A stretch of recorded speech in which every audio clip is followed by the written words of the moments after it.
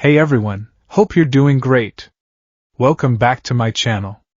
In today's video, we'll dive into what if Deku was cursed with the Phoenix Force. Smash that subscribe button, and be sure to peek at the description below.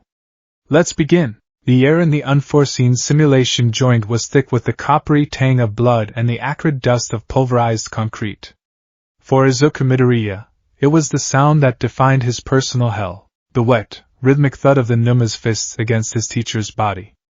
The strained, wheezing gasps for air from All Might, trapped in the grip of another monstrous creature. The low, grating hiss of Shigaraki Tamira's voice, a sound like sandpaper on bone, as his five-fingered hand hovered inches from Tsuyu Ajui's terrified face. And beneath it all, the frantic, useless beating of his own heart. He was broken. Not metaphorically, not yet. Literally. His left arm was a mangled ruin, bones jutting through skin at angles that defied nature, a testament to a desperate, failed punch against the shock-absorbing behemoth. His legs were just as bad, shattered by the force of his own quirk when he tried to leap to All Might's aid. He was a marionette with its strings cut, crumpled at the edge of the Central Plaza's lake, able to do nothing but watch. Powerless. The word was a brand on his soul. After everything, inheriting One for All, the grueling training, the promise he'd made to a smiling, skeletal man, he was right back where he started. A useless Deku, watching heroes get hurt. You see, this is the problem with you heroes. Shigaraki rasped, his voice a chilling monologue in the sudden lull of violence. He tilted his head, a gesture of mock curiosity, his gaze fixed on Tsuyu's wide, unblinking eyes. Mineta was a blubbering wreck beside her, but Tsuyu was frozen solid by a fear so pure it was almost crystalline. You're all so focused on the big boss battles. You forget about the NPCs, the fragile little support characters. His little finger twitched, lifting a fraction of an inch from her face. Tsuyu flinched, a tiny, aborted jerk. Don't, Izuku whispered, the sound lost in the cavernous space. His throat was raw. Tears and grime streaked his face, each drop a testament to his failure. He tried to push himself up, to crawl, to do anything. A fresh, blinding spike of agony shot up from his legs, and he collapsed back with a choked cry. The world swam in a gray haze of pain. Get up. Get up. Get up. The command screamed in his mind, but his body was a prison of shattered bone and torn muscle. He looked over at his mentor. All Might was on one knee, his iconic smile a grimace of pure effort. The Numa designated to hold him was a mountain of dark muscle, its fingers digging into the symbol of Peace's shoulders, pinning him in place. Steam was beginning to pour from All Might's body, the telltale sign that his time limit was not just approaching, it was crashing down upon him. He was a dam with 1,000 cracks, moments from bursting, and then there was Mr. Aizawa. Izuku couldn't look for long. The sight was too horrific. The first Numu, the one with the exposed brain, had Aizawa's head ground into the concrete. His teacher, the formidable Eraserhead, was limp and bleeding, his life force a dwindling puddle on the gray floor. The rhythmic thud, thud, thud had stopped. The silence was somehow worse. Despair was a physical thing. It was a cold, heavy liquid filling Izuku's lungs, drowning him from the inside out. He had come here to learn how to be a hero. He was watching his heroes die. You can be a hero. All Might's words, the ones that had ignited his life, now felt like a cruel joke. What good was the potential if he couldn't seize it? What good was this borrowed power if his own fragile body was the limiting factor? One for All was a supernova trapped in a light bulb, and he was shattering with every flicker. Kurojairi, Shigaraki said, his voice bored. Is there any update on our exit strategy? I'm getting tired of this tutorial level. The swirling mist of the warp villain solidified. 13 is incapacitated, but the student with the engine quirk escaped. We have, at most, a few minutes before the UA faculty arrives en masse. Minutes? Shigaraki's scratching intensified, flakes of dry skin dusting his black pants. Tisk, annoying. Fine. Let's finish this. A parting gift for All Might. Let's break his spirit before we break his body. Let's kill a student. His little finger began to lower. Time seemed to slow to a crawl. Izuku saw it all with a horrifying, crystalline clarity. Tsuyu's eyes widening. Minata's silent scream, All Might's head snapping up, a roar of denial and fury tearing from his throat as he struggled against the Numa's grip, the steam billowing from him now a raging storm. And in that stretched, infinite moment, something inside Izuku Midoriya finally, irrevocably broke. It wasn't his bones. They were already gone. It wasn't his spirit. That was being ground to dust. It was something deeper. The fundamental bedrock of his being. The part of him that accepted limitations, that understood the concept of impossible. It fractured, and through the cracks, a single, unifying thought erupted. It wasn't a plan. It wasn't a strategy. It was a prayer screamed into the void, a demand forged in the fires of absolute desperation. No. The thought was a bell toll in the silent cathedral of his mind. No. Not her. Not him. Not anymore. I don't care about my body. I don't care if it kills me. I don't care what it takes. He squeezed his eyes shut, the tears now hot, burning. He saw All Might's smiling face, handing him a strand of hair. He saw his mother, crying and sewing his first hero costume. He saw Uraraka's determined face, Ida's rigid salute, Bakugo's explosive glare. All of it. Everyone he wanted to protect. Everyone he was failing. The wish was no longer a thought. It was his entire existence, focused into a singular, impossible point of will. I need more power. Not just a little more. Not enough to win. I need enough power to save everyone. I need it now. I need a power that can't be broken. A power that can't be stopped. I need to be more. The universe, in its infinite and terrifying indifference, heard. It was a coincidence of cosmic proportions. A solar flare, larger than any recorded in centuries, had erupted from the sun's surface 3 days prior. A wave of charged particles and exotic energies was currently washing over the Earth. It was harmless to most, causing little more than beautiful auroras and minor satellite disruptions. But traveling on that solar wind was something else. A stray, infinitesimal fragment of a consciousness far older than the sun itself. A being of psychic fire, of life, death, and rebirth. It was a sliver of the Phoenix Force, untethered and adrift, an echo of a power that could birth and destroy stars. For eons, it had drifted dormant. It was drawn to raw, focused emotion. To great passion, great love, great rage. And on the third planet from this unremarkable yellow star, inside a dome designed for hero training, it found a nexus of emotion so pure, so potent, that it shone like a psychic lighthouse in the darkness of space. It found Izuku Midoriya. It felt the burgeoning, stockpiled energy of One for All, a fascinating anomaly of generational power. But that wasn't the hook. The hook was the will behind it, a will so absolute, so desperate to protect and to live, that it resonated with the Phoenix's very nature. It was a perfect vessel. A soul screaming for the power to create safety from the jaws of destruction. And so, the cosmic traveler answered the prayer.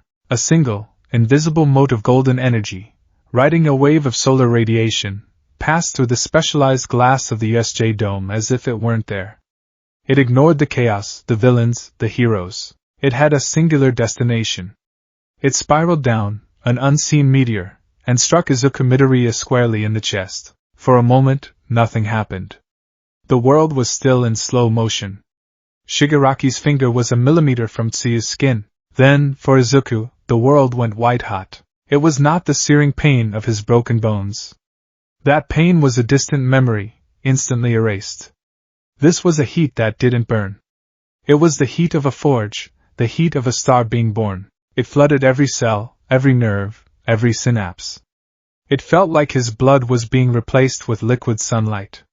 A voice, ancient and vast, echoed in his soul. It wasn't made of words, but of pure, undiluted feeling, creation, destruction, passion, rebirth. We are one. We are whole. Outside his mind, the effect was far more dramatic. Kirishima, Bakugo, and Todoroki, having just arrived and taken out the lesser villains near the entrance, saw it first. A beam of pure, unfiltered sunlight seemed to lance through the dome's roof, striking the crumpled green figure by the water. What the hell was that? Kirishima yelled, shielding his eyes. Bakugo's eyes widened. He knew that posture. That was Deku. And he was glowing. A wave of energy erupted from Izuku's body. It wasn't the familiar green lightning of One for All. This was a tide of golden-red fire, a liquid corona that pulsed outwards, kicking up a storm of dust and water. The air itself seemed to thrum, vibrating with an impossible power, and then came the sound. Crack. Snap. Crackle. It was the sound of bones. Not breaking, but resetting. With audible, violent speed, the shattered fragments of his limbs pulled themselves back into alignment. The skin, torn and bloody, sealed over as if it were a time-lapsed film running in reverse. The cauterizing energy left no scar, only smooth, unblemished skin where gaping wounds had been moments before. Izuku pushed himself to his feet. He didn't stumble. He rose in one fluid, impossibly graceful motion. Shigaraki froze, his hand hovering over Tsuyu. Kurojire's yellow eyes narrowed within his misty form. All Might, struggling in his captor's grip, stared in utter disbelief. This was not his successor. Not the boy who shattered himself with every punch. Izuku's head lifted. His messy green hair seemed to float, lifted by a current of unseen energy.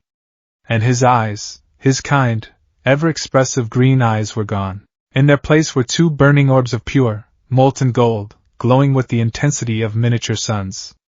A faint, fiery aura, shaped almost like the wings of a great bird, flickered behind him. He looked at the Numa crushing Aizawa's unmoving form. A flicker of something crossed his face, not rage, but a kind of profound, righteous offense, as if the creature's very existence was an insult to the natural order of things. The Phoenix Force, now intertwined with his consciousness, whispered in his soul. Broken. Wrong. Unmake it. Izuku didn't speak. He didn't need to. He lifted his left hand, the arm that had been a mangled wreck seconds ago. He didn't ball it into a fist. He simply held it open, palm facing the creature. The Numu, its programming simple, kill the man beneath it, obey Shigaraki, seemed to sense the shift. It paused its brutal assault on Aizawa and turned its beaked, eyeless head toward the new threat. It let out a guttural shriek and charged, its massive legs churning up the ground. Yes! Kill him! Shigaraki cackled, a tremor of excitement in his voice. Tear him apart! The Numa was a biological engine of destruction, designed to match All Might in strength, to absorb any physical impact. It was a living shield, a perfect weapon. It was utterly irrelevant. As the creature closed the distance, Izuku didn't move. He didn't brace for impact. He didn't power up a punch. The air around his outstretched hand began to shimmer, to distort like a heat haze. The golden fire in his eyes intensified. He flexed his fingers. It wasn't a punch. It wasn't a kick. It was an act of will. A telekinetic blast of pure, unadulterated cosmic force erupted from his palm. There was no explosion, no sound of impact. There was only the sight of the Numa's charging form being met by an invisible wall of absolute power. The creature's famous shock absorption was designed for kinetic energy. It had no defense against the force that was rewriting the laws of physics in its immediate vicinity. The blast didn't push it back, it began to disintegrate it on a molecular level. The Numa's right arm, the one it had raised to smash Izuku, simply vanished. Not blown off, not torn away. It dissolved into a cloud of glittering, reddish dust that was instantly incinerated by the residual energy. The force caught the rest of its body, flinging the now unbalanced monstrosity sideways. It flew like a stone skipped across water, tumbling end over end through the air, before crashing into the far wall of the mountain zone with a cataclysmic boom that shook the entire facility. It lay there, twitching, a significant portion of its mass simply gone. Silence. A profound, deafening silence descended upon the USJ, broken only by the faint, electrical crackle of the energy still clinging to Izuku. Shigaraki's hand had recoiled from Tsuyu's face as if burned. He was staring, his jaw hanging open beneath the disembodied hand covering his face. His scratching stopped. The itch was forgotten, replaced by a cold, primal dread. This wasn't part of the game. This wasn't a high-level player. This was a hacker. A cheater. This was a bug in reality itself. Kurojire. Shigaraki's voice was a strained whisper, cracked with disbelief and a new, potent fear. What was that? What is that? Kurojire's misty form seemed to contract. I do not know. But it is not a quirk I have ever seen or heard of. Its energy signature, it's not terrestrial. His voice was grim. Shigaraki Tamura, our mission parameters have changed. We must leave. Now, the second Numu, the one holding All Might, seemed confused. Its master was afraid. Its companion was grievously wounded. Its target, All Might, was staring at the glowing boy with an expression of stunned awe. Izuku turned his head. His gaze, those burning golden suns, swept over the plaza. It passed over Tsuyu and Mineta, who scrambled back, away from him. It passed over Kurojire and Shigaraki. Finally it settled on the Numa holding All Might. This time, the feeling that surged through the phoenix-infused mind was different. It wasn't just offense. It was a cold, absolute fury. This thing dares to touch a champion? It dares to restrain a vessel of such hope? Izuku took a step. He didn't run. He didn't use full cowling. He simply moved, and the world seemed to bend around him. He left a trail of golden-red embers in his wake, vanishing from the lakeside and reappearing directly in front of the captured All Might in less than the blink of an eye. He looked up at the towering creature, his small frame radiating more power and menace than the beast's entire bulk. He raised his right hand. The Numu, acting on instinct, swung a massive fist down to crush him. Izuku didn't even look at the descending blow. He flicked his wrist. Another wave of invisible telekinetic force slammed into the creature. It wasn't a disintegrating blast this time. It was a focused, concussive impact. The Numu's entire body was thrown backward, its grip on All Might broken as it was sent tumbling away, crashing into a heap near the plaza entrance. All Might was free. He staggered forward, clutching his shoulder, the steam still pouring from his body, but his eyes were fixed on the boy in front of him. Young Midoriya, he breathed, his voice filled with a confusion that bordered on terror. Izuku didn't answer. He didn't seem to hear him. He was staring at his own hands. The fiery aura around him was beginning to flicker and dim. The immense, cosmic power, having accomplished the immediate goal its hosts will had set for it, began to recede. The link to that infinite wellspring of energy was closing. The feeling of being connected to everything, of understanding the dance of atoms and the birth of stars, faded away. It was replaced by a sudden, crushing exhaustion, a vertigo that made the world tilt on its axis. The golden light in his eyes sputtered, revealing the familiar, terrified green beneath before extinguishing completely. His legs gave out. The last thing he saw before he collapsed was the look on everyone's faces. He saw Shigaraki, not angry, but truly, deeply afraid, as Kurojire's warp gate enveloped him. He saw Bakugo, his mouth agape, his usual explosive anger replaced by sheer, dumbfounded shock. He saw Todoroki, his heterochromatic eyes wide, analyzing a phenomenon that defied all logic. He saw Uraraka, her hands pressed to her mouth, her expression unreadable. And worst of all, he saw All Might. The symbol of peace, his mentor, his hero, was looking at him not with pride or relief, but with an expression of profound, soul-shaking awe and a sliver of primal fear. The look one gives to a god, or a demon. The power was gone as quickly as it came. It left a void in its wake, an aching hollowness where a star had just burned. Izuku fell to his knees, then pitched forward, his consciousness winking out before he hit the ground. His last coherent thought was not of victory, but of sheer, unadulterated terror. What was that? What was that thing inside me? He collapsed onto the cold concrete, perfectly healed, completely whole, and more broken than he had ever been in his life. He lay in the center of the silence, a boy surrounded by the aftermath of a power he didn't understand. He looked at his hands, which still seemed to carry a faint, residual warmth, a memory of embers. He didn't have an answer. He only had the fear. The first thing Izuku Midoriya became aware of was the smell. It was a sterile, cloying scent of antiseptic that clung to the back of his throat, a stark contrast to the memory of blood and ozone that haunted the edges of his consciousness. The second was the rhythmic, placid beep of a heart monitor, a sound so calm it felt like a lie. He blinked his eyes open, the fluorescent light of the ceiling above him a painful, unwelcome glare. He was in a bed with crisp, white sheets. A familiar, overly cheerful get well soon balloon was tied to the railing. Recovery girl's office. A wave of vertigo washed over him, not from injury, but from a profound and terrifying sense of emptiness. He remembered the feeling, the white-hot torrent of power, a connection to something infinite, a feeling of being more than human.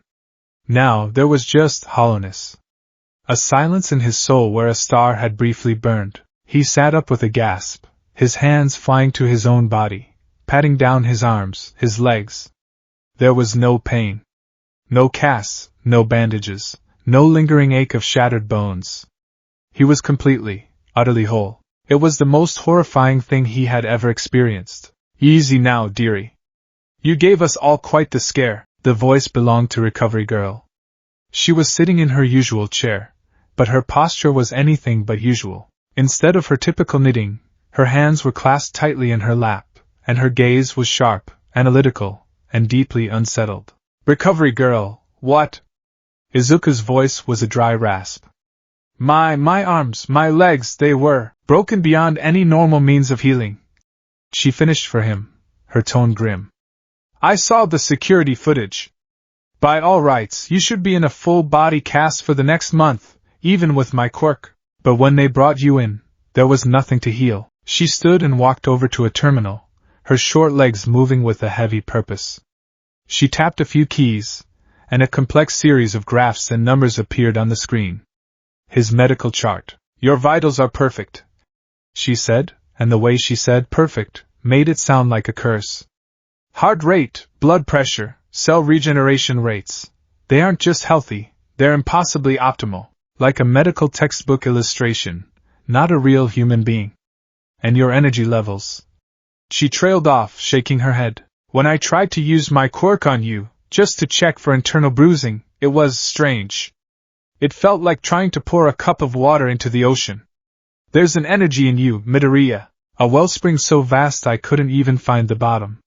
My quirk, it felt like it was being pushed back. Izuku stared at his hands. They looked normal. Pale, a little callous from training. But he could still feel a memory of them glowing, of them unmaking a monster with a gesture. He swallowed hard. It must have been one for all. A surge. I was desperate, and it must have reacted to heal me. He was lying. He knew he was lying. He was lying to her, and he was lying to himself, because the truth was a dark, formless shape in his mind that he couldn't bear to look at. The power he had felt was not one for all. The green lightning of his inheritance was a familiar, crackling firecracker. What he had unleashed was a supernova. Recovery Girl's gaze softened, but the worry didn't leave her eyes. Perhaps. It's an unprecedented quirk. Anything is possible. But her tone said she didn't believe it for a second. The door to the infirmary hissed open, revealing two figures that made Izuku's stomach clench with anxiety. The first was his teacher, Shota Aizawa, his arm in a sling and his face a mass of bandages. Only one tired, bloodshot eye was visible, and it was fixed on Izuku with an unnerving intensity. The second was All Might, in his skeletal, true form. He looked haggard, older than Izuku had ever seen him. The weight of the world settled deep in the hollows of his cheeks. Aizawa-sensei! All Might! Izuku began to scramble out of bed, a lifetime of deference kicking in. Stay put, problem child. Aizawa's voice was a low, gravelly rumble, muffled by his wrappings. He walked to the foot of the bed, his single eye never leaving Izuku's. We need to talk. All Might closed the door behind him, the soft click echoing in the tense silence. He didn't offer a comforting smile. He just watched, his expression a complicated storm of concern, confusion, and something else Izuku couldn't name. Fear. The official report, Aizawa began, his voice flat and devoid of emotion, states that in a moment of extreme duress your quirk manifested a previously unknown healing and energy projection ability, which was instrumental in neutralizing the threat and saving All Might. The other students' testimonies are chaotic, but they corroborate the sudden surge of power. That's the story Principal Nizu will be releasing to the press. Izuku nodded numbly. It sounded neat. It sounded clean. It sounded like a lie. No.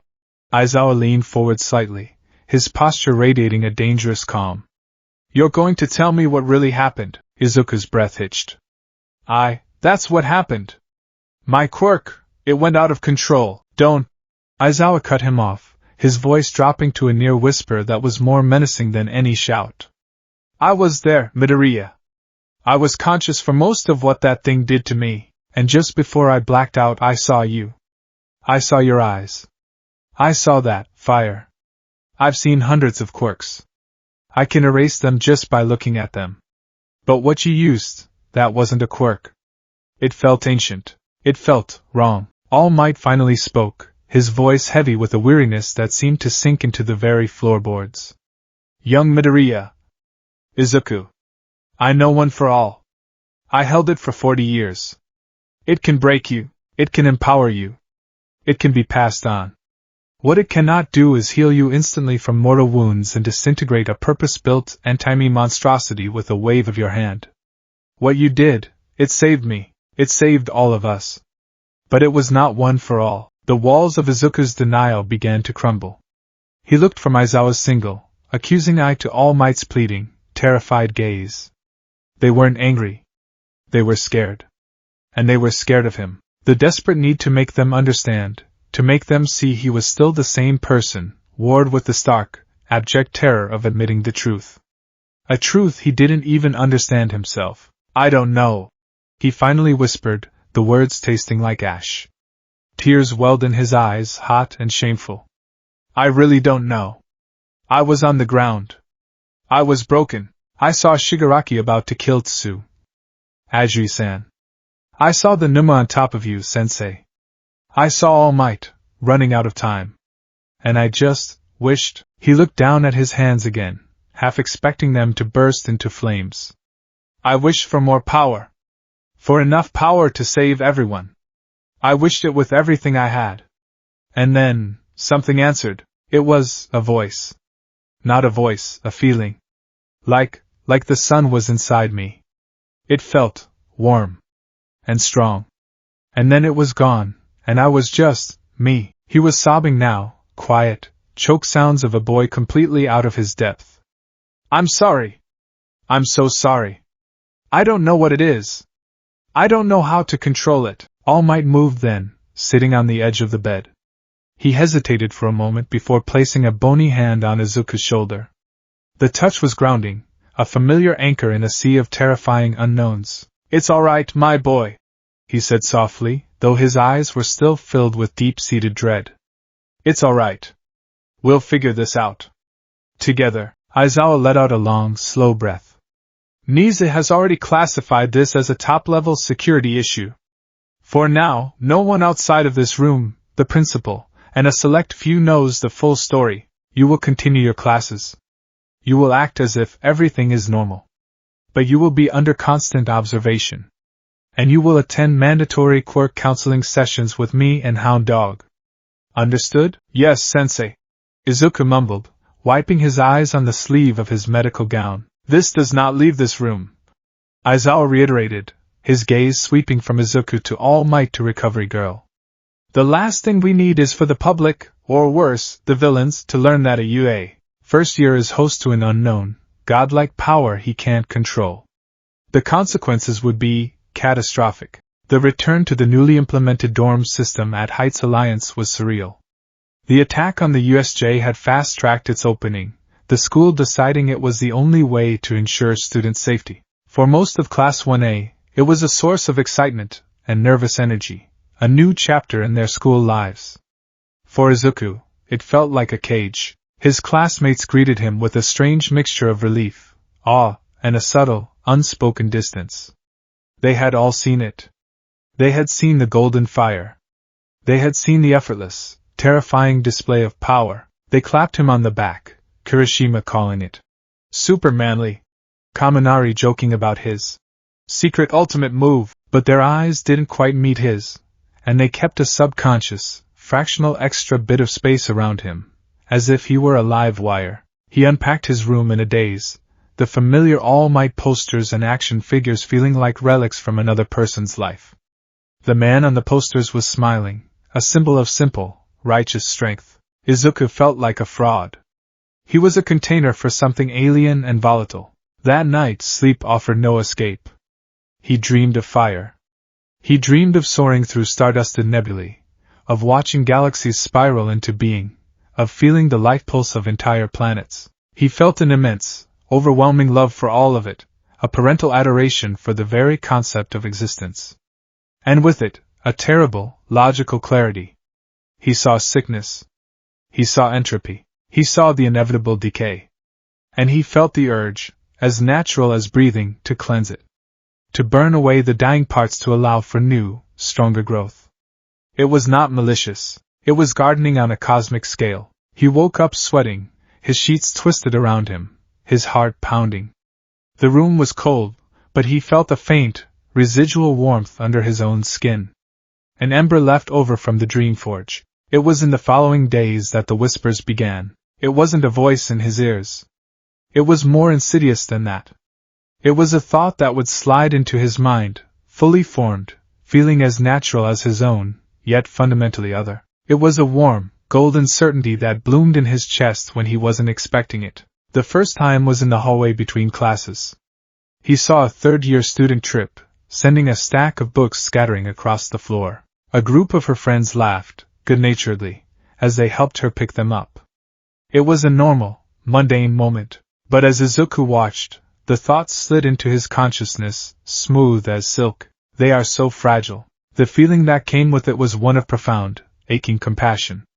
He saw them not as teenagers, but as delicate glass sculptures, beautiful but terrifyingly easy to shatter. He saw the microscopic fractures in their bones, the slow, inevitable decay of their cells, the chaotic lottery of quirks that could either elevate or destroy them. You could protect them all.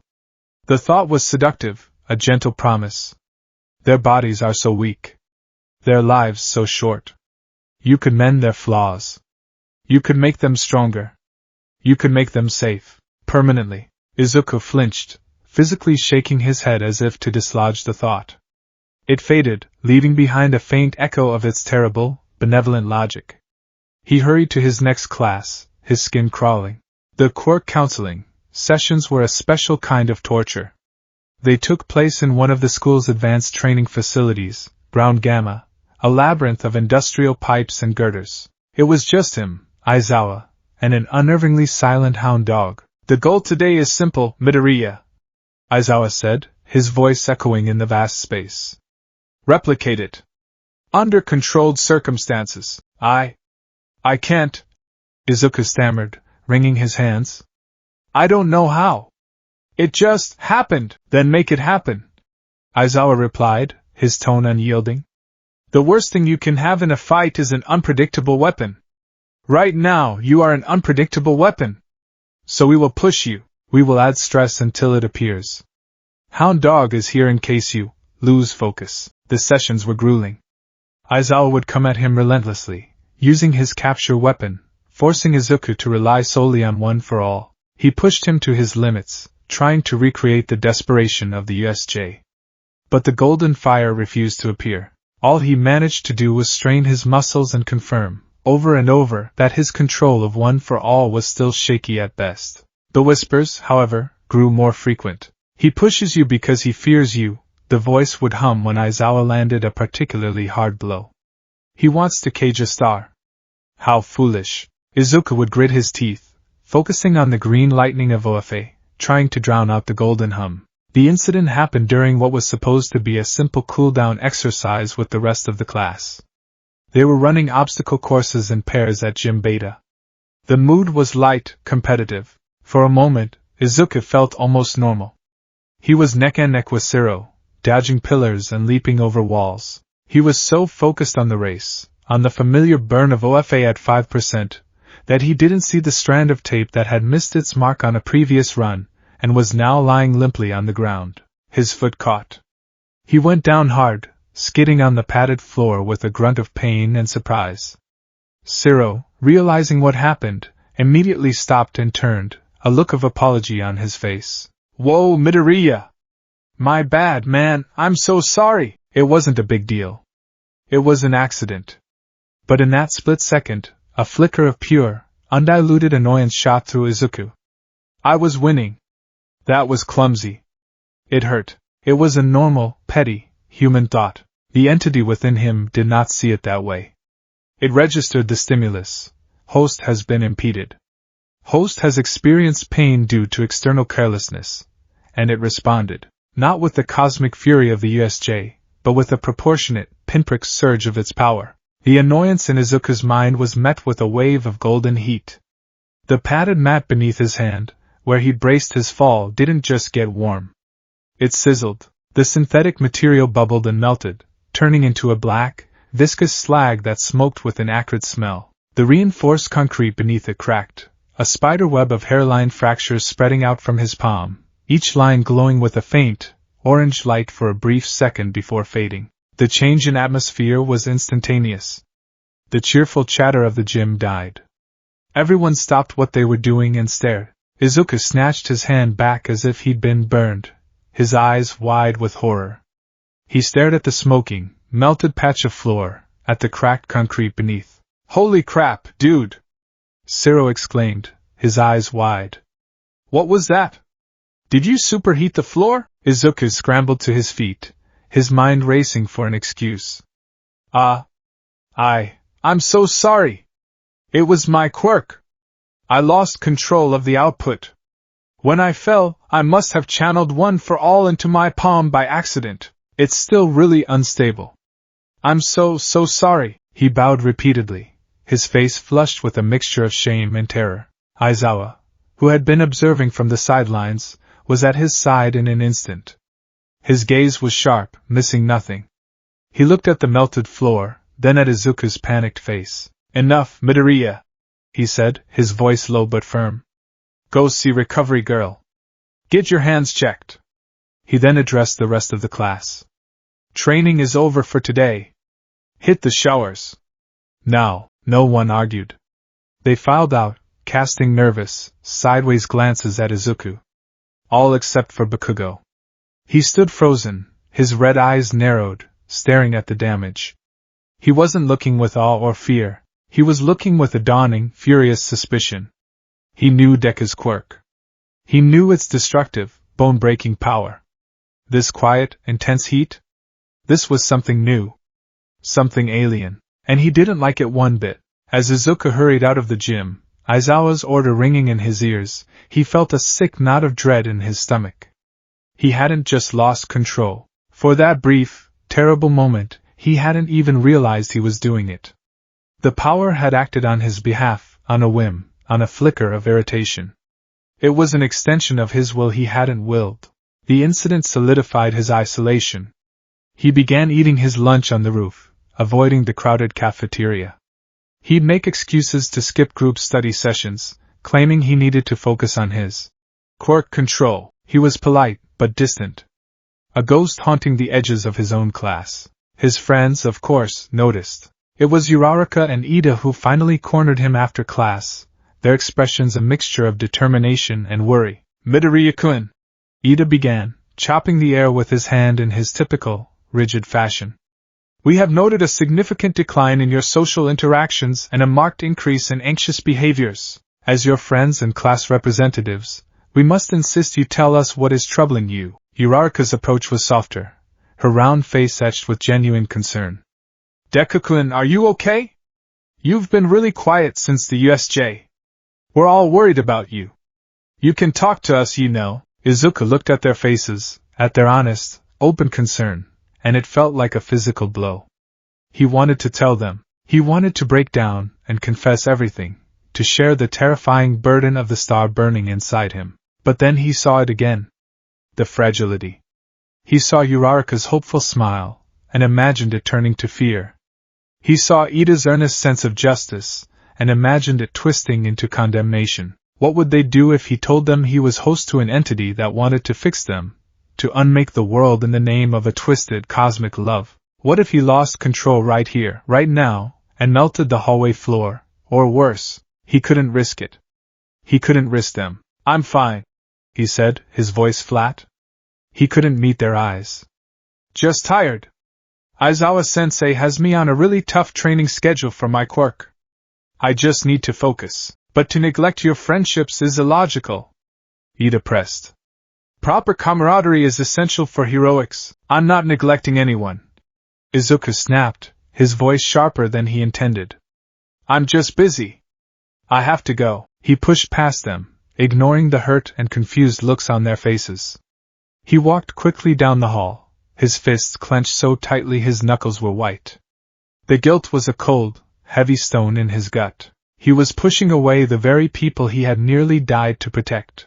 As he turned a corner, leaving them behind, the whisper returned. It was not gentle this time. It was a murmur of dark, seductive comfort, a hand on his shoulder in his self-imposed darkness. They fear you. They cannot understand.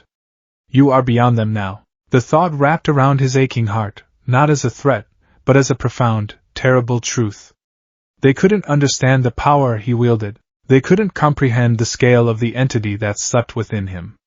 Their worries, their concerns, their friendships, they were the fleeting concerns of mayflies, while he was shackled to the sun. Only I understand what you are, Izuku Midoriya, the voice whispered, using his name for the first time. Only I can help you bear this burden. You are not alone.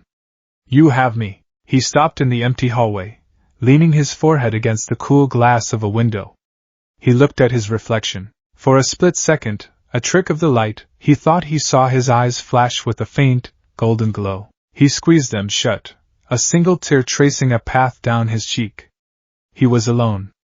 Utterly and completely alone, with nothing but the whispering embers of a terrifying, cosmic god for company. And the sports festival was just a week away. The roar of the crowd was a physical force, a tidal wave of sound that crashed against the walls of the stadium and washed over the combatants in the ring. For Izuku Midoriya, it was just distant noise, a meaningless hum on the periphery of the storm raging within him. The UA Sports Festival.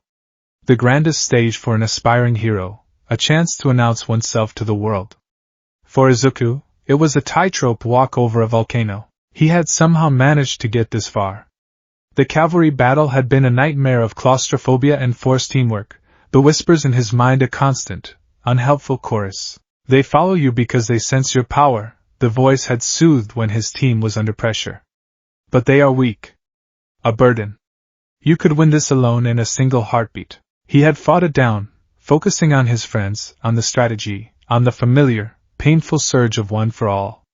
He had made it through, but it had frayed his nerves to the breaking point. Now, he stood on the cold, hard concrete of the tournament stage. Across from him was his opponent, Shoto Todoroki. The son of the number 2 hero, Endeavor. A prodigy of immense power and chilling self-control, and the one person in the entire festival who truly fascinated the entity nesting in Izuku's soul. From the moment Todoroki had flash-froze half the stadium in his first match, the Phoenix Force had stirred with interest. It felt a kinship with the boy's quirk. Not the ice, that was anathema, a force of stasis and cold, the antithesis of the Phoenix's fiery nature. But the other half. The dormant, suppressed fire. The Phoenix could feel it, a slumbering volcano just waiting for a reason to erupt. This one, the voice in Izuku's mind hummed with a strange, resonant approval. This one understands fire. Or, he could. He is worthy of your attention. Izuku gritted his teeth, trying to shove the voice down. He couldn't afford the distraction. He couldn't afford to listen. His plan was simple, desperate, and utterly self-destructive, rely only on one for all. He would use the finger-flicking smashes that All Might had taught him. He would break his own bones, piece by piece, if it meant keeping the golden fire leashed. He would rather be a broken hero than an intact monster. Are you ready? Present Mick's voice boomed from the speakers, shaking the very air. From the hero course, he's been a showstopper since he got here. Izuku Midoriya. Versus. Also from the hero course, the boy who's been dominating the competition with an icy glare. Shoto Todoroki. In the stands, All Might leaned forward, his hands clasped so tightly his knuckles were white. Just control yourself, my boy. Show them your heart, not that other thing. Aizawa watched from the announcer's box, his bandaged face betraying nothing, but his single visible eye was narrowed, alert. He was ready to use his quirk, though a cold part of him suspected it would be as effective as throwing a cup of water on a forest fire. Begin! Todoroki didn't waste a second. He stomped his right foot, and a glacier erupted from the ground. It wasn't just a wave of ice. It was a mountain range, a jagged, crystalline tsunami that surged across the stage, aiming to engulf Izuku completely. The sheer scale and speed were breathtaking. Izuku reacted on instinct. He brought his left hand up, thumb bracing his middle finger. Smash! He flicked. The compressed air from his one-for-all-powered finger shot forward, a cannonball of pure force. It met the glacier head-on. The resulting explosion was deafening. Ice shattered into a million glittering shards, and a freezing wind ripped through the stadium, making the crowd gasp and shiver. But the attack had cost him. A bolt of excruciating pain shot up his arm. He looked down at his middle finger. It was purple, swollen, and bent at an unnatural angle. Broken, one finger down. Impressive. Todoroki's voice was a cold monotone from behind the swirling mist of condensation. You sacrificed a finger for that. But what about the next one? Before the mist even cleared, another, larger wave of ice surged forward, faster than the first.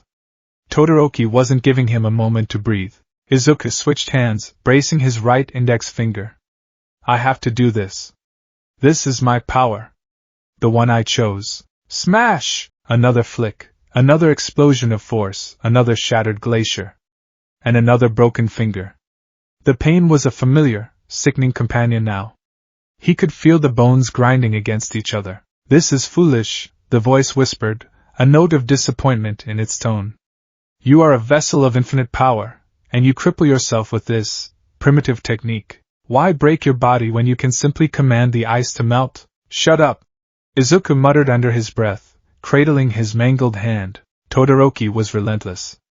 Wave after wave of ice, each one bigger, faster, more complex than the last, trying to box him in, to crush him. And with each wave, Izuku sacrificed another part of himself, another finger. Then another. The pain was becoming a dull, roaring background noise. He was fighting a war of attrition with his own body. After the fifth blast, his right hand was a useless, mangled mess. He was panting, sweat and tears of pain stinging his eyes. Todoroki advanced through the frozen wasteland he had created on his half of the stage. You're starting to look pathetic, he said, his breath fogging in the frigid air. Look at you. Broken and battered. Just surrender. I don't have time to waste on this. There was a cold finality in his voice, a dismissal that cut deeper than any shard of ice. He was being written off, but Izuku saw something else. He saw the flicker of pain in Todoroki's eyes when he looked at his own left side. He saw the faint frost creeping up Todoroki's right arm, the telltale sign of overuse of his ice. He was limiting himself, fighting with only half his power, just like in his conversation with Izuku before the match. He was rejecting his father, rejecting his fire, and Izuku's desperate, heroic heart couldn't stand it. The need to save, the core of his very being, surged to the forefront, eclipsing the pain, eclipsing the strategy. Everyone is giving it their all, Izuku said, his voice shaking but clear, raising his head to meet Todoroki's cold gaze. To win and get closer to their dream. To be the best. And you're going to win with just half your strength? You haven't put a single scratch on me yet, you know, he yelled the last part, a challenge born of desperation. He channeled one for all into his last unbroken finger on his left hand and flicked. Another smash, this one aimed not at the ice, but at Todoroki himself. Todoroki erected an ice wall, but the force of the blast was so great it punched straight through, catching him and sending him stumbling back. You're trembling, Todoroki-kun, Izuku said, taking a shaky step forward. His body was screaming, but his spirit was on fire. It's easy to forget that quirks are physical abilities too. There's a limit to how much cold your body can take, isn't there? The raw, selfless passion in Izuku's heart was like dry kindling to the phoenix force. This was the emotion it fed on, the purity of will it had been drawn to in the first place. The desire to save someone not from a villain, but from themselves. It was a noble, powerful concept, and the phoenix decided to help. As Todoroki, angered by Izuku's words, sent another massive glacier, Izuku prepared his mangled right hand for one last, desperate punch. He channeled one for all into the ruined limb, a suicidal act of defiance. But as the green lightning of OFA crackled around his arm, something else mingled with it. A faint, almost imperceptible thread of gold. A touch of cosmic heat. Smash! Izuku roared, punching forward. The result was unlike any of his previous attacks. It wasn't just a blast of air. It was a wave of heat. The air in front of his fist superheated, shimmering like the asphalt on a summer day. When it hit the glacier, the ice didn't just shatter. It flash vaporized. A huge section of the ice mountain vanished in an explosive cloud of steam that billowed up to the stadium roof. The sudden, intense heat washed over the arena. The crowd murmured in confusion. President Mike yelled, "Whoa! What was that change-up? Midoriya just melted that ice in an instant." Todoroki was blown back by the force and the scalding steam, his pea uniform singed. He stared, his eyes wide with shock. That wasn't the same power as before, and in that moment of shock, Izuku's words hit him.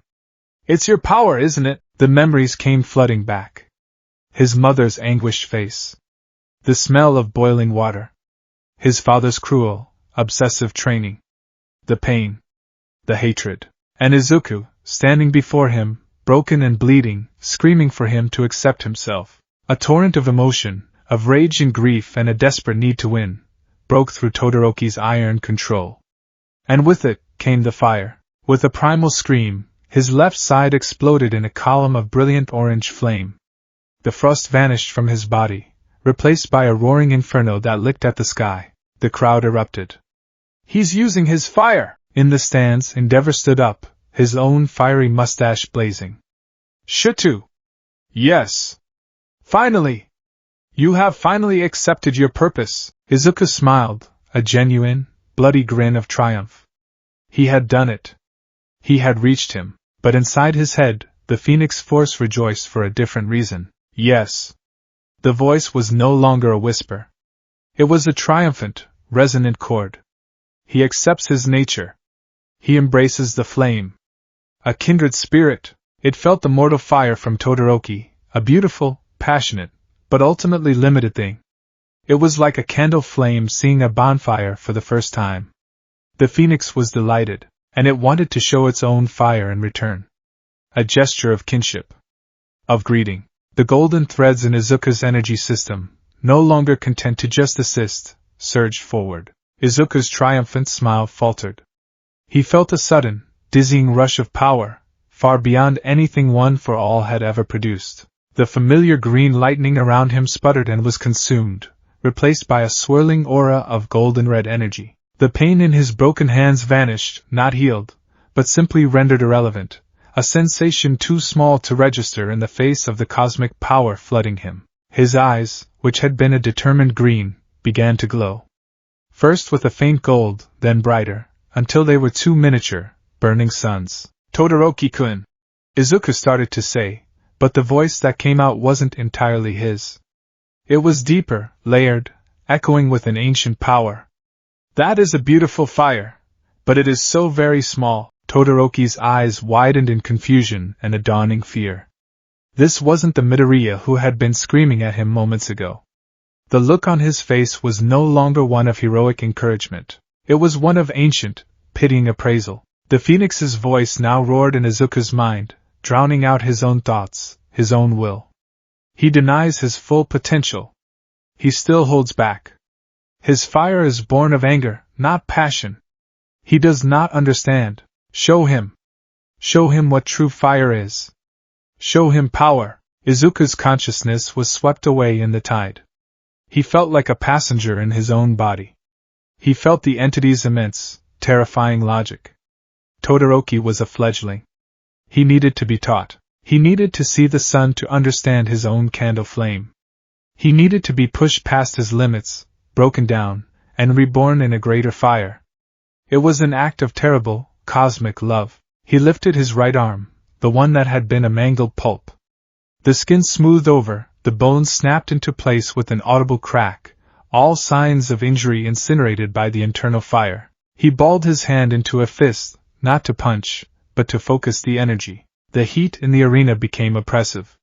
The remaining ice on the stage didn't just melt, it sublimated, turning directly into steam that hissed into the air. The concrete at Izuku's feet began to glow, turning a dull, cherry red. Behind him, the golden red aura solidified.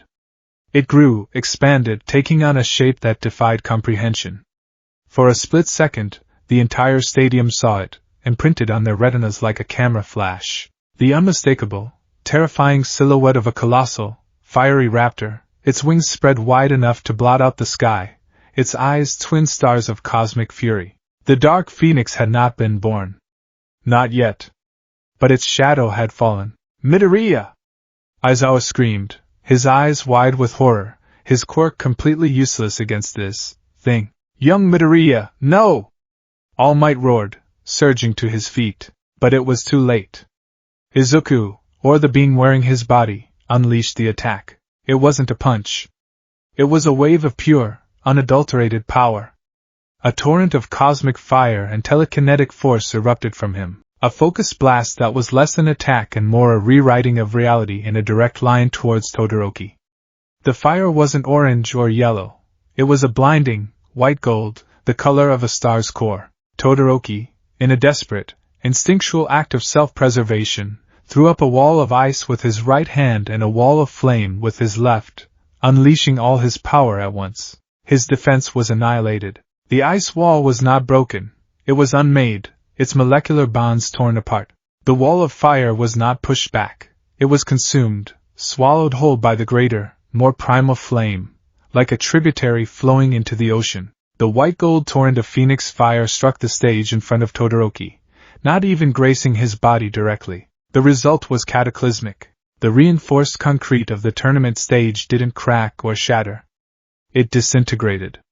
A massive crater was carved out in an instant, superheated into molten slag at the edges. The shockwave, a blast of pure kinetic force, threw Todoroki backward like a rag doll. He flew across the remaining length of the stage, his body protected from the direct fire but not the concussive blast, and slammed into the outer wall of the stadium with enough force to crack the thick concrete behind him. He slumped to the ground, unconscious before he even hit the floor. The roar of the crowd was dead. A profound, chilling silence fell over the 50,000-seat arena. No one cheered. No one spoke. Present mixed microphone was silent. All that could be heard was the hiss of cooling slag and the faint, electrical hum of the power still radiating from Izuku. He stood in the center of the crater he had created, the fiery bird silhouette behind him slowly fading like a phantom. The golden light in his eyes flickered, sputtered, and finally died, revealing the wide, terrified green beneath. The connection was severed. The overwhelming presence in his mind receded, leaving behind a dizzying void and a nauseating psychic vertigo. Izuku Midoriya was himself again. He blinked, his senses returning to him. The smell of ozone and molten rock filled his nostrils.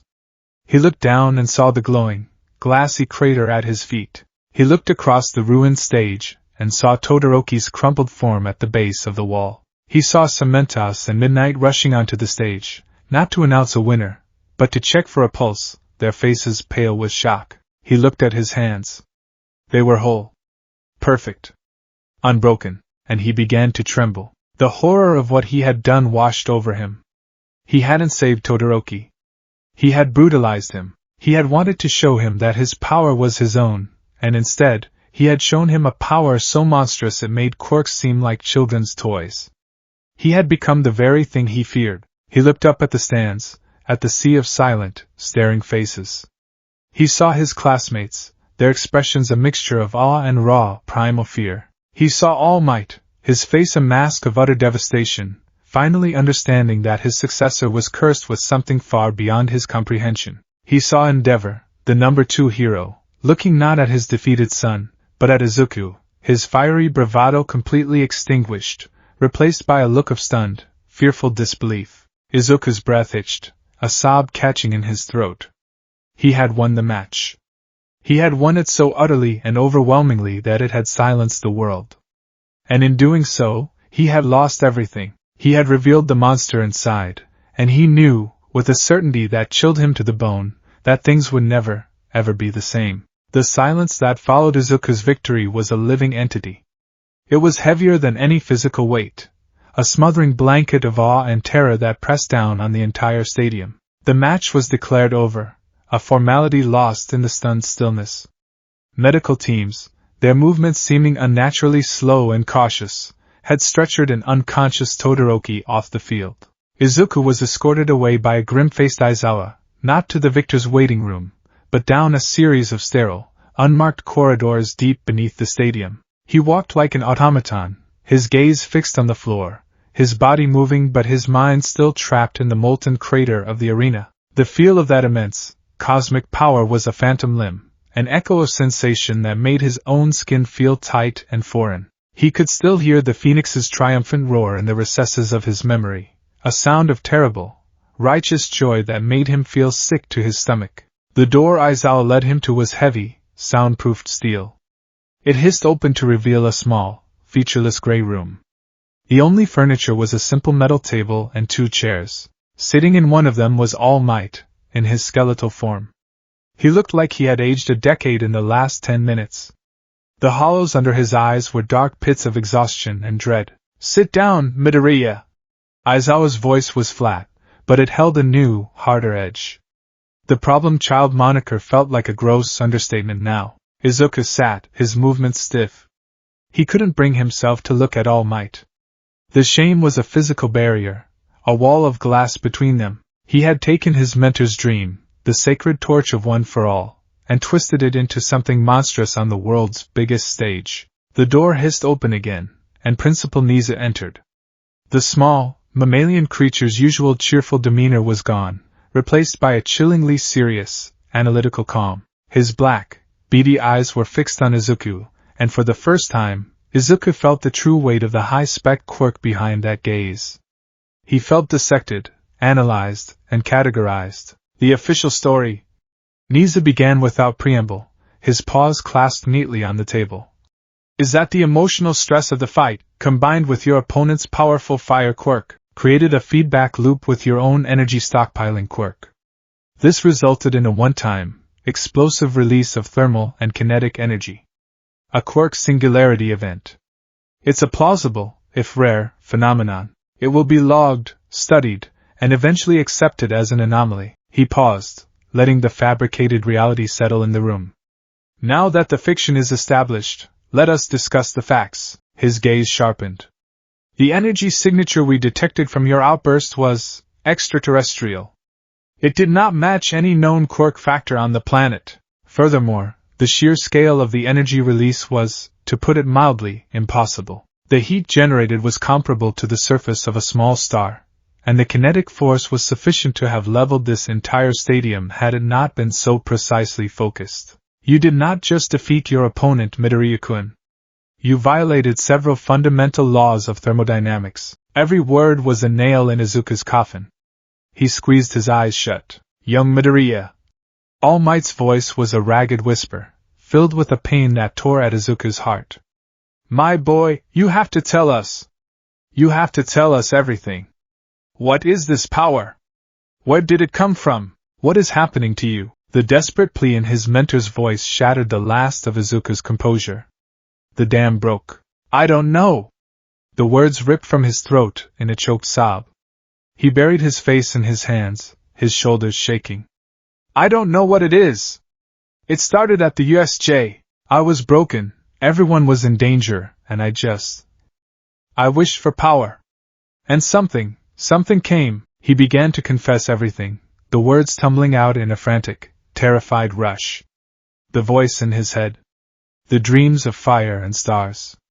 The feeling of the sun inside him. The whispers that urged him to fix the fragility of his classmates. The incident in the gym where he'd melted the floor out of simple annoyance. He told them how it felt to have his bones snap back into place, how it felt to unmake the Numu, how it felt to watch his own body move with a will that was not his own during the fight with Todoroki. It calls itself the Phoenix. He stammered, the name feeling blasphemous on his tongue. It said it wanted to show Todoroki-kun what true fire was. It thought it was helping. It thought it was teaching him. It didn't understand that it would hurt him. It doesn't understand pain, or fear, or limits. It just is. He was crying freely now, not just from fear, but from a profound, soul-deep loneliness. For the first time, he was giving voice to the secret horror that had been festering inside him, and the relief was as painful as the confession itself. When he finished, the room was silent save for his own ragged breaths. Aizawa, who had been listening with an unnerving stillness, finally spoke. A parasitic entity. Sentient. With a god complex and no understanding of human morality, and it's bonded to a teenage boy with a messiah complex, and the single most powerful stockpiling quirk in existence. This is a worst-case scenario on a level I don't think we have a category for. It is not just a parasite, Niza corrected softly, his eyes gleaming with terrifying intellect. From Midoriya-kun's description, it sounds more symbiotic. It acts on his will. It amplified his desire to save at the USJ. It acted on his desire to reach Todoroki-kun. The problem is that its solutions are cosmic in scale. It's like using a nuke to light a candle. The entity isn't malicious, which is, perhaps, the most dangerous thing about it. Malice can be predicted. Benevolence on this scale cannot. Niza turned his full attention to Izuku, his expression unreadable. Midoriya-kun, I am going to classify this phenomenon as a Class S threat. For context, All for One is a Class S threat. The difference is, he is an external enemy. You are a threat contained within these very walls. You are a walking, talking doomsday weapon with a safety catch controlled by the emotional whims of a 16-year-old boy. The principal's words were not cruel. They were a clinical, brutal assessment of the truth. And they hit Izuku harder than any physical blow. A threat. He wasn't a hero in training. He was a weapon of mass destruction waiting to be triggered. What are you going to do to me? Izuku asked, his voice barely a whisper. The thought of being locked away, of being treated like a villain, was a cold dread that eclipsed everything else. All Might finally moved, placing a reassuring hand on Izuku's shoulder, though his own hand was trembling. Nothing will happen to you, my boy. You are a UA student. You are my successor. We will not abandon you. He looked at Nizu, his blue eyes pleading. He needs help, not a prison. He needs guidance. Guidance for what, All Might? Aizawa interjected, his voice sharp. How to politely ask the star god in his head not to incinerate a city because he gets upset. There is no precedent for this. There is no manual. Then we will write one, Niza said, his voice regaining a sliver of its usual confident tone. This is a challenge, certainly. But UA's purpose is to nurture the next generation of heroes, no matter how unique their circumstances. However, he added, his expression turning grim once more, precautions must be taken. Extreme precautions. He laid out the plan. Izuku would officially withdraw from the rest of the sports festival tournament, citing quirk-related exhaustion and backlash. It was a believable excuse, given the devastation he had wrought. He would be removed from standard hero training exercises for the foreseeable future. His participation in class would be strictly academic. The quirk counseling sessions with Aizawa would become daily, mandatory, and far more intense. He would also have sessions with Hound Dog to manage the psychological strain. He was to report any and all unusual thoughts, dreams, or power surges immediately, no matter how small. His dorm room would be fitted with subtle, state-of-the-art sensors to monitor for energy fluctuations. He was being put on lockdown. A gilded cage, but a cage nonetheless. This is for your safety, Midoriya-kun, Niza said, his tone softening slightly. And for the safety of everyone around you. We must understand this power before we can even think about how to control it. Until then, we must ensure it remains dormant. Izuku could only nod, a profound sense of hopelessness settling over him. He had wanted to be a hero more than anything. Now, the greatest heroic act he could perform was to do nothing at all. The days that followed were a special kind of hell. The initial shock of his display at the sports festival faded, replaced by a mixture of rumor and myth among the student body. He became a living legend, the kid who could melt concrete with a punch. But the awe came with a heavy price: isolation. Students would part for him in the hallways. Conversations would stop when he entered a room. He would catch them staring, their eyes wide with a mixture of fear and fascination, before they quickly looked away. They didn't see Izuku Midoriya, the nervous, mumbling hero fanatic. They saw a bomb that could go off at any moment. His removal from hero training was the deepest cut. While his classmates donned their costumes and headed for the training grounds, he was escorted to a sterile classroom for private tutoring on hero law and ethics. He would watch from the window as they practiced rescue scenarios and combat drills, a bitter, aching void in his chest. He was on the outside looking in, a spectator to his own dream. The Phoenix was quiet, but its presence was a constant hum beneath the surface of his thoughts. It seemed to be in a state of contemplation, digesting the massive emotional and energetic release of the festival.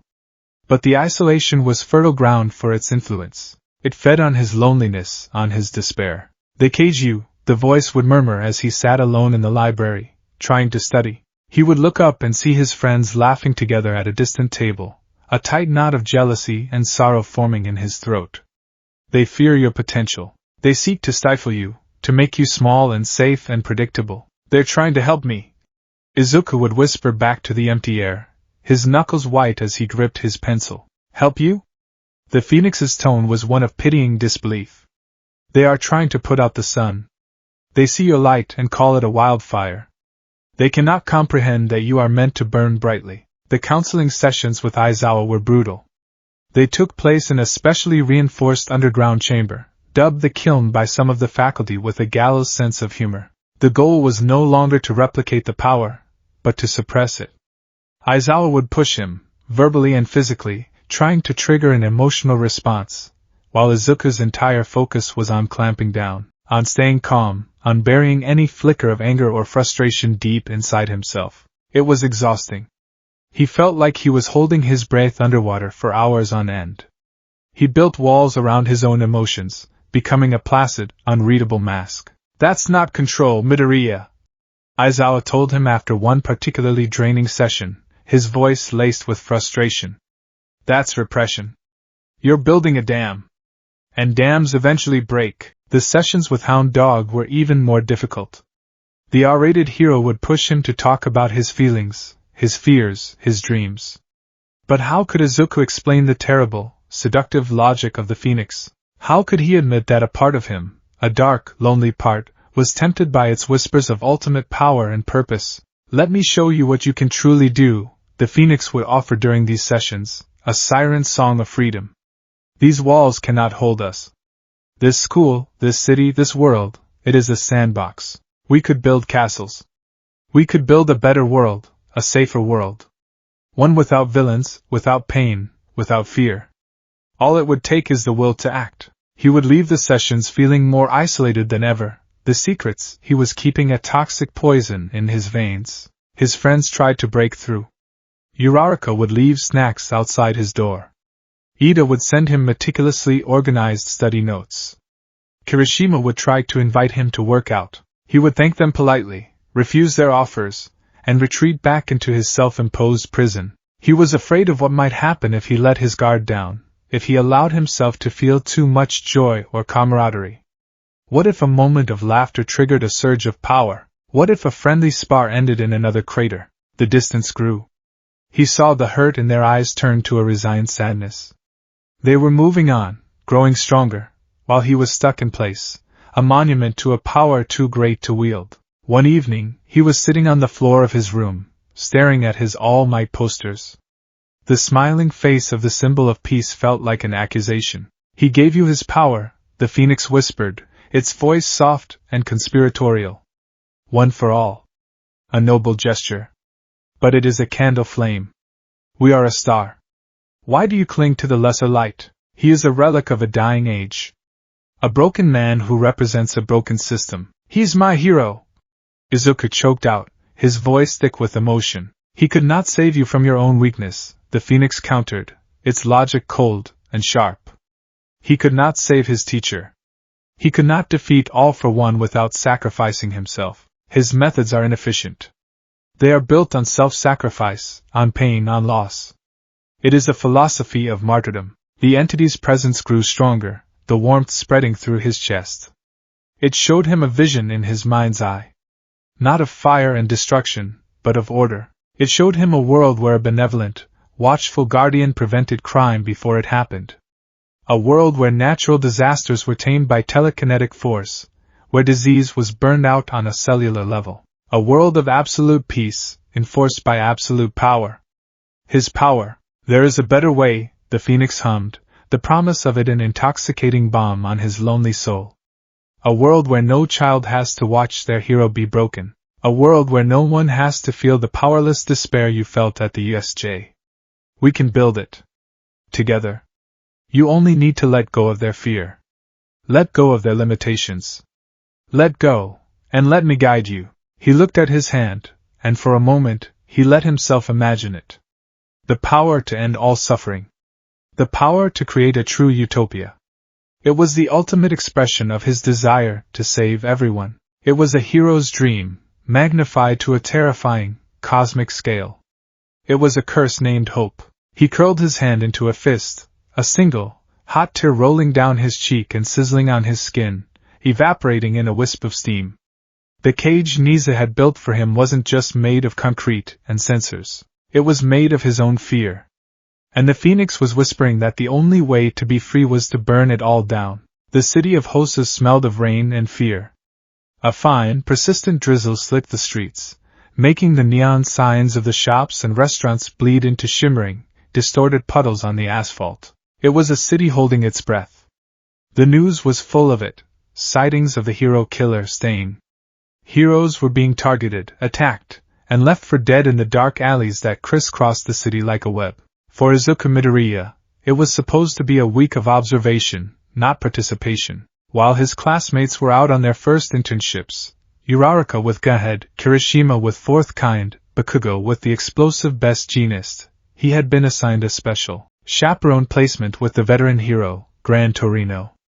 The official reason was to study under a seasoned pro who had experience with unique, powerful quirks. The unofficial reason, which hung unspoken in the air between him and the diminutive old hero, was that Gran Torino was one of the few people alive who knew the secret of One for All, and by extension, one of the few All Might trusted to watch over the boy who now carried something far more dangerous. Their internship consisted of Gran Torino running him ragged, forcing him to master the full cowling technique.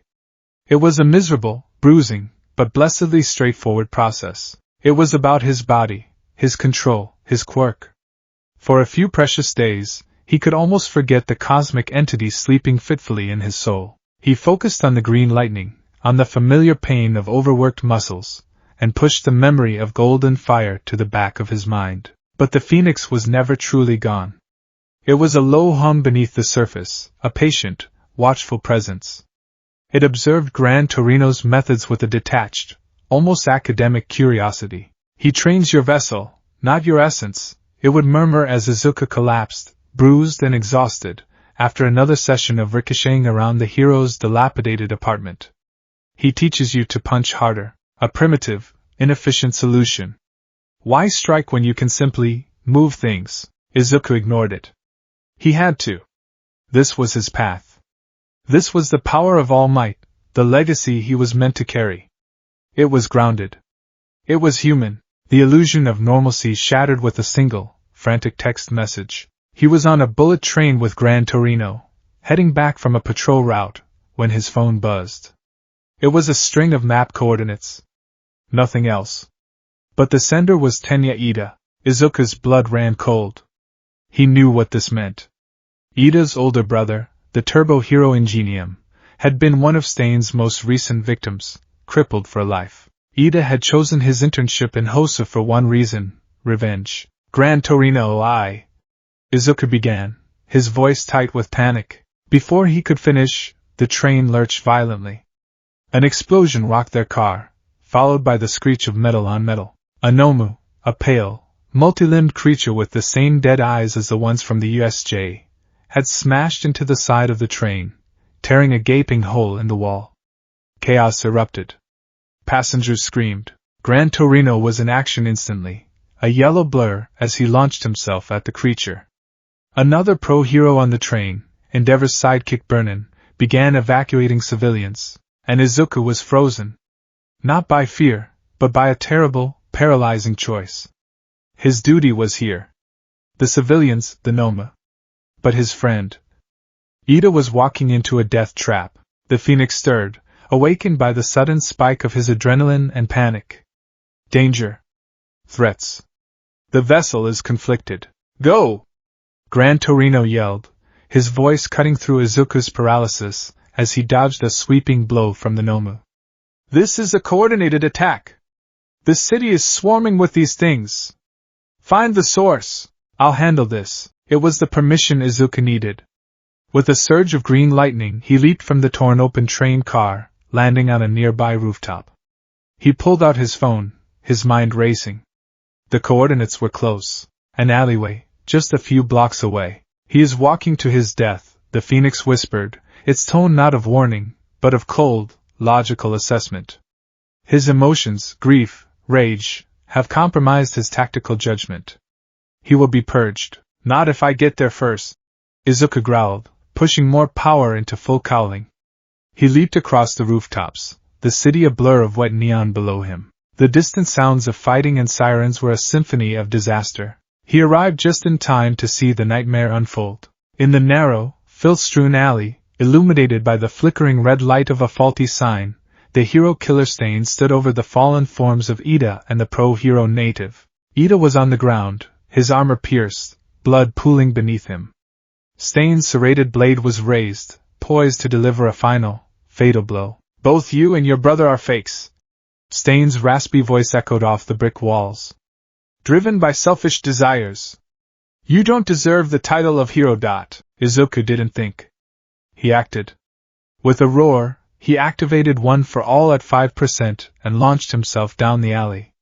Smash! His punch wasn't aimed to maim, but to disarm. He slammed his fist into the wall beside Stain's head, the impact creating a small crater and sending a shockwave that forced the villain to stumble back, his blade clattering to the ground. Midoriya? Ida's voice was a choked gasp from the ground. What are you doing here? Run! This has nothing to do with you. A hero's job is to meddle where they're not wanted. Izuku yelled back, planting himself between Stain and his friends. He was terrified. Stain's presence was overwhelming, a suffocating aura of bloodlust and conviction. But he stood his ground.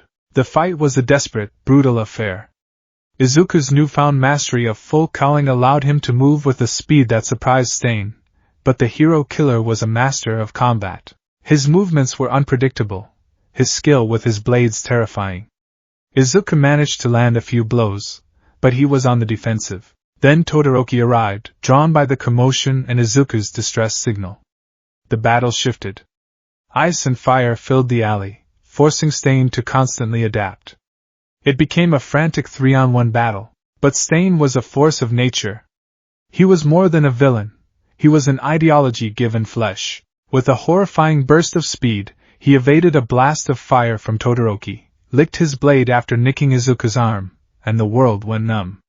Izuku's body froze, paralyzed by Stain's blood-curdled quirk. He fell to the ground, helpless, watching as Stain incapacitated Todoroki, dodging a massive ice wall and landing a shallow cut on his cheek. One lick, and Todoroki was paralyzed too. It was the USJ all over again. He was powerless. On the ground. Watching as the villain stood over his friends who had come to save him. Ida was bleeding out. Todoroki was a frozen statue, and Stain was turning his attention back to Native, the original target. The fakes must be culled. Stain hissed, raising his sword again. Only a true hero like All Might is worthy. Despair. Cold, absolute, and suffocating. It was the same trigger. The same switch. The same hopeless prayer screamed into the void of his own soul. No. Not again. I will not let them die. I need the power to stop this. Now, the Phoenix, which had been watching the physical struggle with a kind of detached boredom, felt the familiar surge of its host's will. It felt the despair, the rage, the absolute, unconditional need to protect. And it answered. The paralysis from Stain's quirk shattered. Not because the time limit was up, but because it was forcibly, violently purged from his system. A wave of golden heat flooded Izuku's nerves, incinerating the foreign agents of Stain's quirk on a cellular level. The green lightning of One for All around him was consumed, swallowed by a rising tide of golden red fire. The air in the alley grew thick and heavy, the drizzle hissing into steam as it neared his body. His eyes, hidden in the shadow of his cowl, began to glow with that same, terrifying, stellar light. Stain froze, his blade held aloft.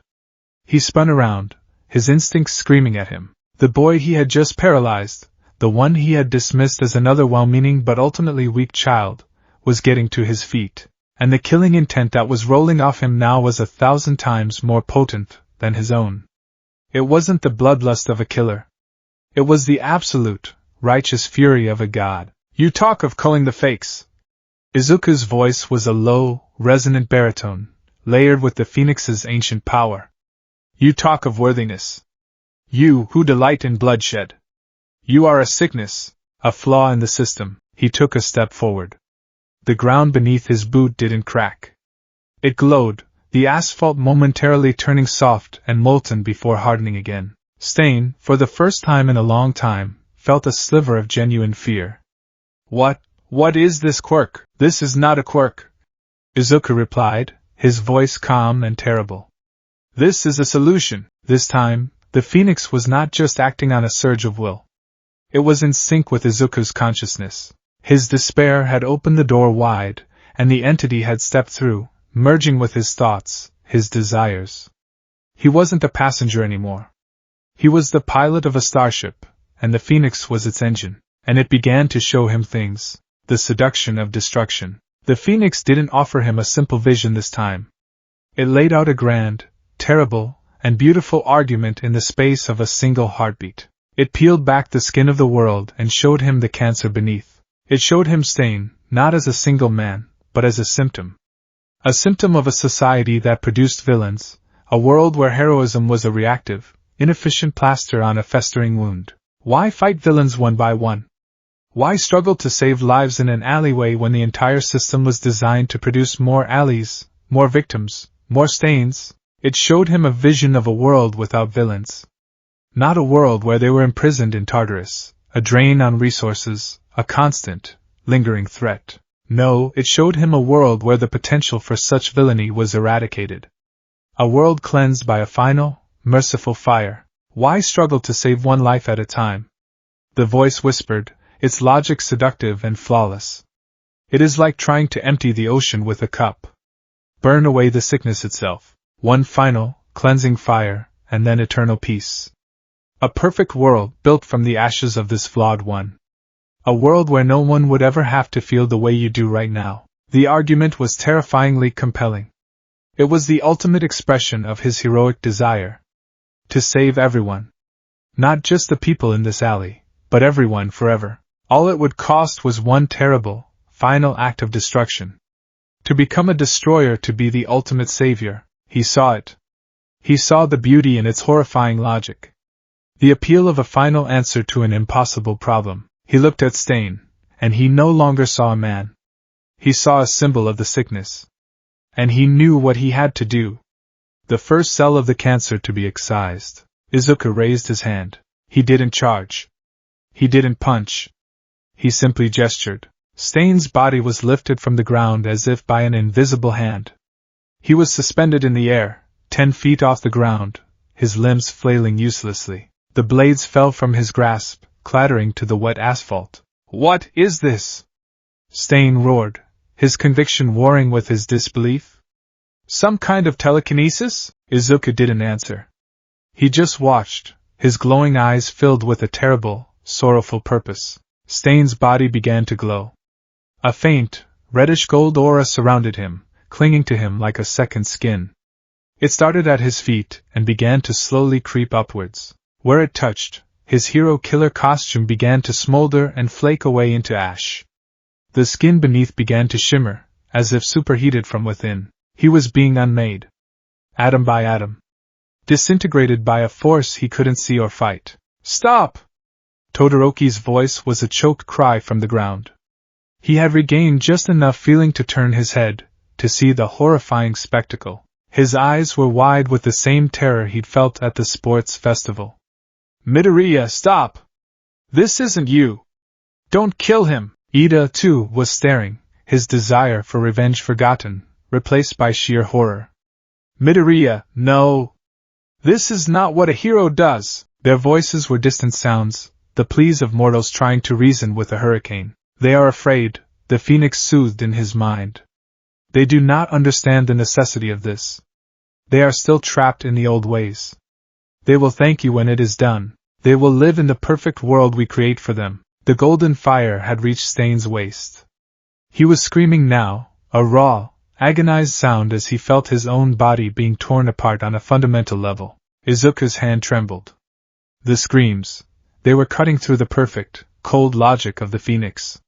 He saw Stain, not as a symbol, but as a man, screaming in agony. He heard his friends, not as fearful children, but as his moral anchors, begging him to come back from the brink. He was about to cross a line. A line from which there was no return. The line between hero and monster. One more step, the phoenix urged. Complete the act. Show them you have the strength to do what is necessary. He was so close. So close to ending it all. The temptation was an exquisite agony. It was Todoroki who saved him. He couldn't move his body, but he could use his voice. He shouted Izuku's name, not in fear of the power, but in fear for his friend's soul. Izuku! The name, his given name, shouted by the friend he had nearly destroyed and who had still come to his aid, was a lifeline. It was a jolt of pure, undiluted humanity that pierced through the cosmic haze. Izuku. Not Deku. Not the vessel of the phoenix. Izuku Midoriya. The boy who cried watching hero videos. The boy who wanted to save people with a smile, just like All Might. The image of All Might's smiling face, bloody and triumphant after his battle with All for One, flashed in his mind. All Might didn't destroy his enemies. He defeated them. He saved people. That was the only rule. With a gasping sob, Izuku clenched his fist. The telekinetic grip on Stain vanished. The disintegrating fire extinguished instantly. Stain fell from the air, crashing onto the wet ground in a heap. He was alive, his body smoking and covered in angry red burns, but whole. He lay there, gasping and twitching, conscious but completely broken, his legendary conviction shattered by a power he couldn't comprehend.